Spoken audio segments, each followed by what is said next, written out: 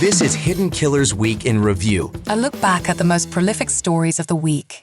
Welcome to the podcast. If you'd like to listen to an ad-free version of this episode and all of our episodes, then search True Crime Today Premium Plus on Apple Podcasts and press subscribe. That's our premium channel where all of our ad-free and advanced episodes live, all in one place. True Crime Today Premium Plus. Search it on Apple Podcasts and press subscribe. Even try it for 3 days free. The blood washed away, but the guilt never does. Welcome to Hidden Killers with Tony Brueski, featuring psychotherapist and author Siobhan Scott.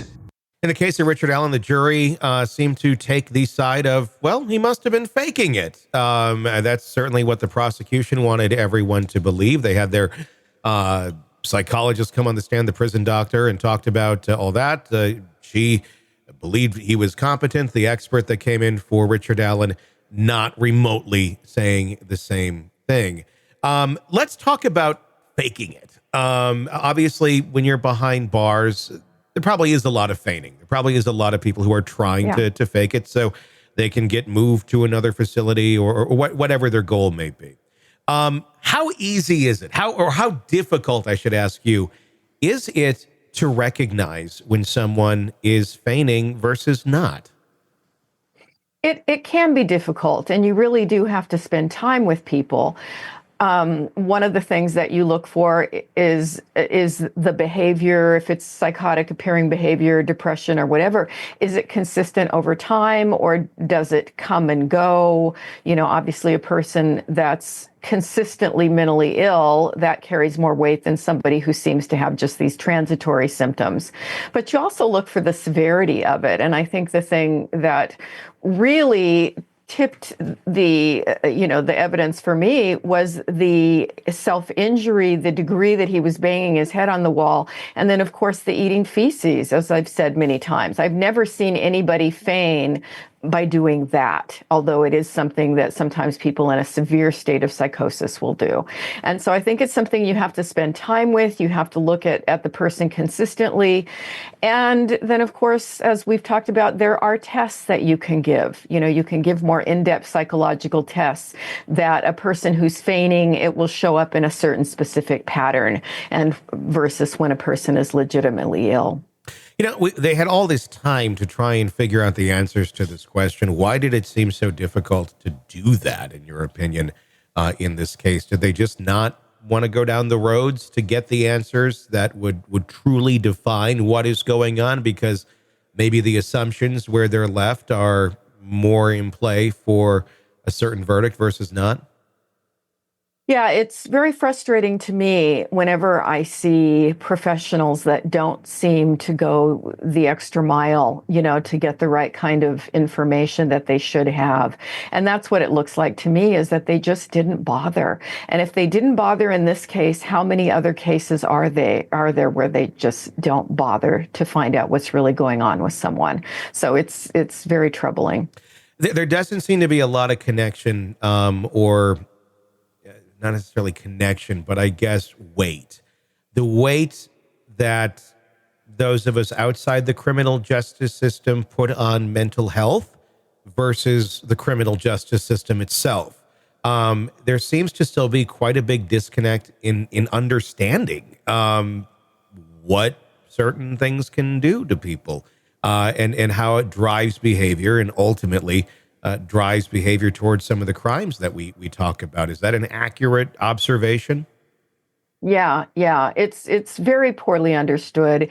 And we like to think that when you have people who work in institutions that they're paying more attention to it, but clearly sometimes they're not. I've seen it a lot also with people in the military, because often it's another case I'm thinking of was someone I was involved with some years back, but a young man became psychotic during boot camp. And they called it, he's playing crazy.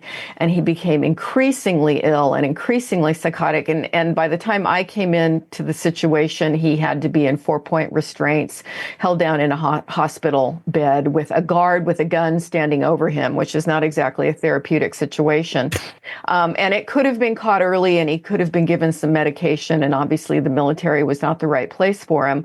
But the fact that they could not see this, and that they had some degree of mental health staff who didn't understand what was going on either, is really scary. So prisons, military, probably a lot of places in our different governmental institutions, it's not well understood and not treated.